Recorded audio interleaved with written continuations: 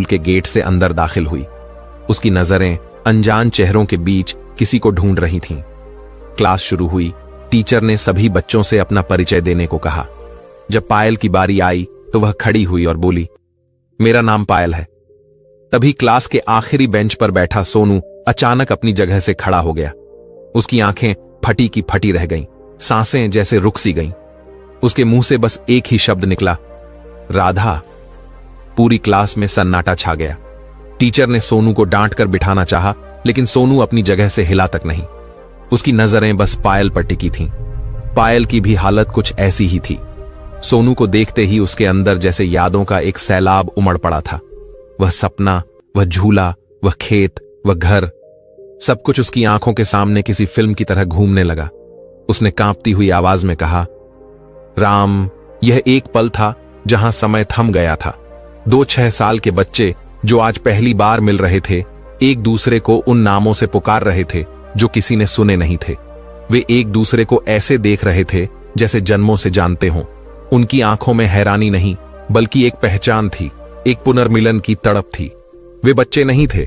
उनकी आंखों में एक पति और एक पत्नी की आत्मा झांक रही थी, जो 20 साल के लंबे इंतजार के बाद आज फिर एक दूसरे से मिले थे। दोनों ने एक दूसरे का हाथ थामा और उनकी आंखों से आंसू बहने लगे। टीचर और बच्चे हैरान परेशान थे कि यह हो क्या रहा है। 2 छोटे बच्चे जिनकी आज पहली मुलाकात थी, इस तरह रो रहे थे जैसे कोई बिछड़ा हुआ प्रेमी जोड़ा मिला हो। स्कूल में हंगामा मच गया। दोनों के माता पिता को बुलाया गया।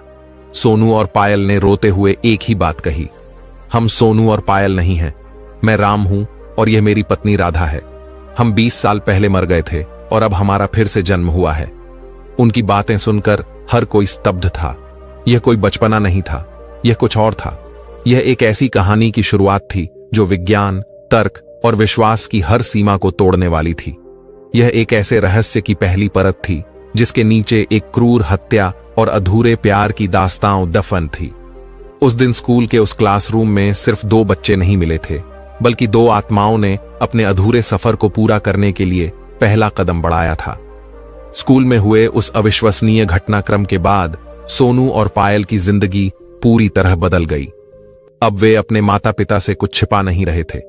उन्होंने अपने पिछले जन्म की कहानी सुनानी शुरू की और हर एक डिटेल इतनी सटीक और गहरी थी कि सुनने वालों के रोंगटे खड़े हो जाते। दोनों ने बताया कि पिछले जन्म में वे सूरजपुर से लगभग 30 किलोमीटर दूर केशवगढ़ नाम के गांव में रहते थे। सोनू यानी राम एक मेहनती किसान था और पायल यानी राधा उसकी पत्नी। उनका एक प्यारा सा घर था जिसके आंगन में आम के पेड़ पर एक झूला था जिसे राम ने अपने हाथों से राधा के लिए बनाया था।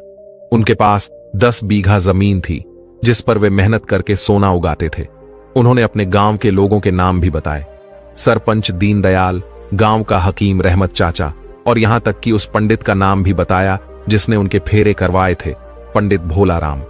उन्होंने बताया कि उनकी शादी कैसे हुई थी। राधा के मायके वाले इस रिश्ते के लिए राजी नहीं थे और कैसे राम ने मेहनत करके खुद को साबित किया था। वे अपनी जिंदगी के छोटे छोटे पल ऐसे सुनाते जैसे कल की ही बात हो। सोनू पायल से कहता, तुम्हें याद है राधा, जब तुम पहली बार रसोई में हलवा बना रही थी और तुमने नमक डाल दिया था।